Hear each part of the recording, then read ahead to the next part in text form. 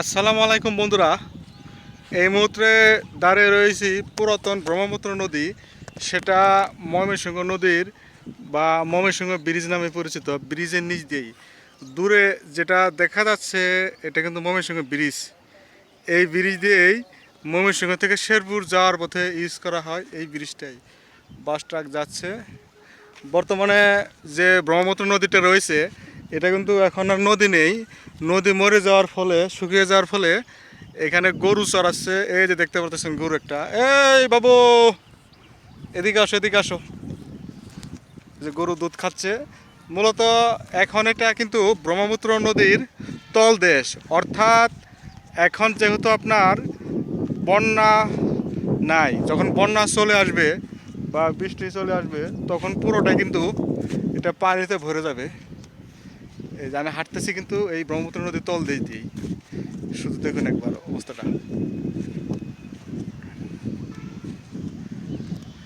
এটাই হচ্ছে সেই ব্রহ্মপুত্র নদী। এই যে ব্রহ্মপুত্র নদী ওটা ময়মনসিংহ শহরকে এটা একত্রিত করেছে ওই ব্রিজের দ্বারাই।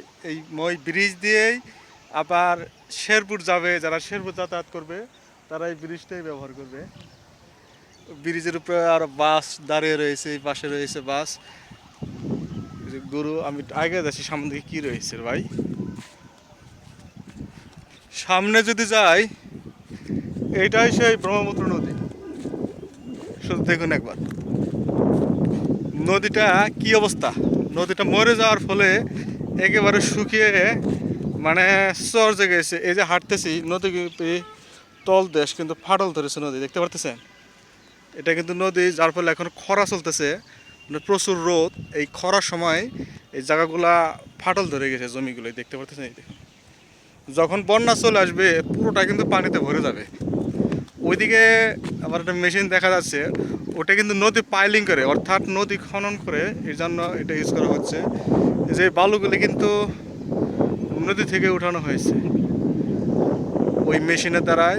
এই মানে নদী খনন করা চলতেছে আর কি, দুটি চলতেছে। নদী খনন করবে, খনন করার ফলে আপনার নদী, আপনার যে বন্যার সময় যাতে পানি, যাতে এই নদীর পানি উপরে উঠতে না পারে, যাতে লোকালে পৌঁছতে না পারে, তার জন্য নদী খনন কাজ চলতেছে। এই দেখুন পুরোটাই ব্রহ্মপুত্র নদী, নদীর তলদেশ।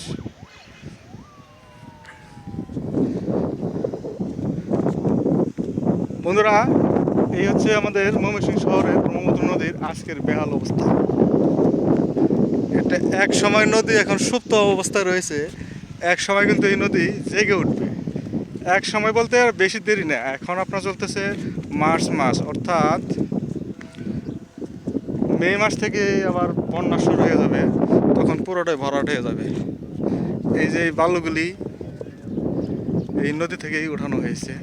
কিন্তু আরেকটা বিষয় খেয়াল করা যায়, নদীর ওই যে দূরে ওপারে কিন্তু শিল্প, মিল ফ্যাক্টরি, কারখানাগুলো আস্তে আস্তে গড়ে উঠেছে। এই যে দেখুন, ওখানে একটা পাওয়ার প্ল্যান্টও রয়েছে।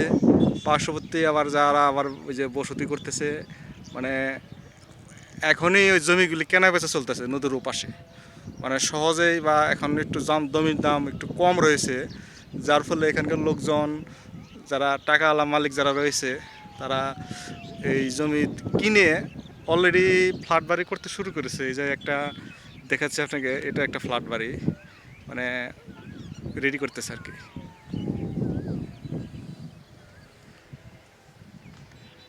নদীর অবস্থা কি ভাই, এখন গোসল করা যাবে কিনা শুধু দেখুন একবার চারপাশটা।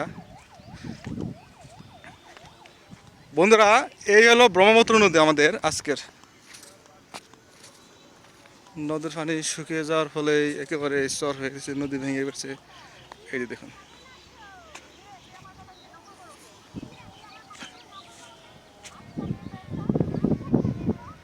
পুরোটা ব্রহ্মপুত্র নদী।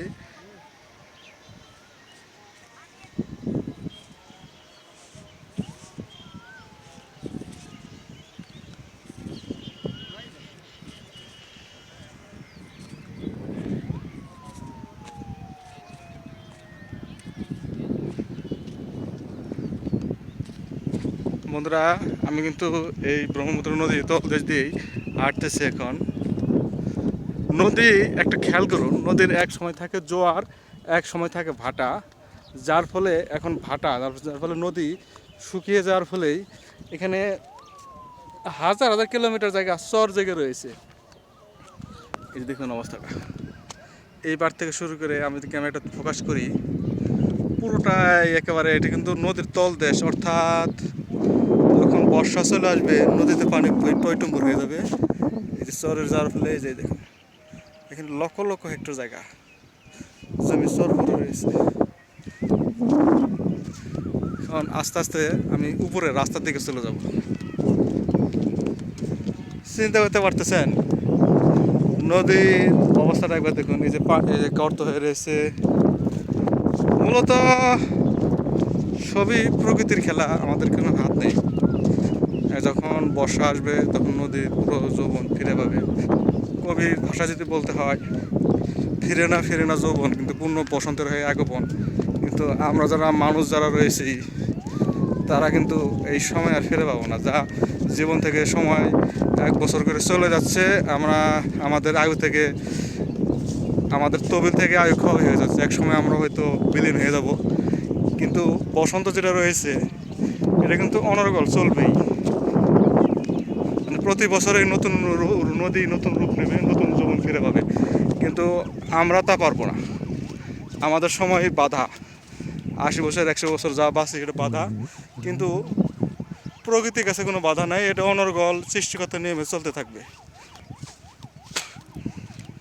এখানে আরেকটা সুবিধা রয়েছে, এখন চর জেগে যাওয়ার ফলে এখানকার যে গরু ছাগল যারা রয়েছে, যারা গরু ছাগল লালন পালন করে তাদের জন্য অনেক ভালো হয়েছে, বা এই সুবিধাটা তারা পাবে।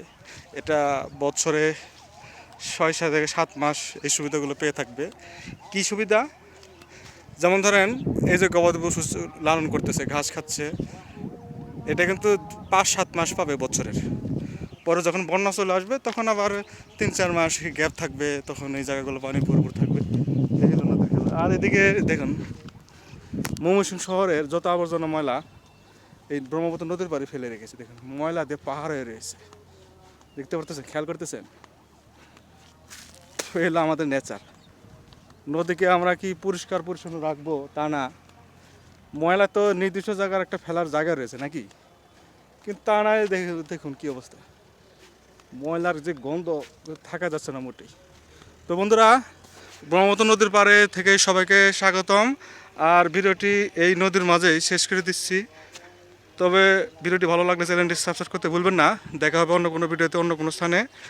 সেই পর্যন্ত ভালো থাকুন, সুস্থ থাকুন।